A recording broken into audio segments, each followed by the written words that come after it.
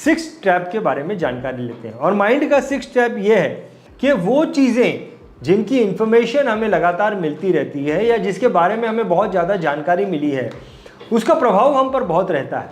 और वो बातें जो हमने ज़्यादा नहीं सुनी है, हमारे दिमाग में ज़्यादा नहीं गई है, उन बातों का प्रभाव हम पर बिल्कुल भी नहीं रहता है।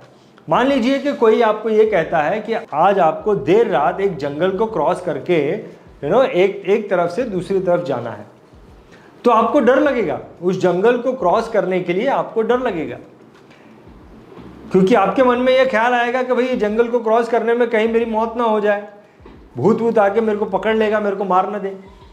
और दूसरा, अगर आपको ये बोला जाए कि आपको इस रोड को, इस हाईवे को क्रॉस करना है, यहाँ से इस तरफ जाना है, तो वहाँ पर आपको डर नहीं लगेगा, वहाँ पर आपको डर नहीं लगेगा। हालांकि अगर आप डेटा निकाल के देखो तो उस जंगल से जितने भी लोगों ने रात के वक्त उस जंगल को क्रॉस किया है, हार्डली कोई मरा होगा, लेकिन या हार्डली किसी को भूत पकड़ा होगा। लेकिन ये जो हाईवे है, इस हाईवे को क्रॉस करते हुए बहुत सारे लोग मरे होंगे, डेटा आपको ये बताएगा।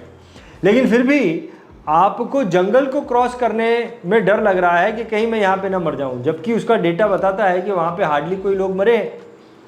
और हाईवे क्रॉस करने में आपको डर नहीं लग रहा जबकि उसका डेटा ये बता रहा है कि इस हाईवे को क्रॉस करने से कई सारे लोगों की डेथ हुई है।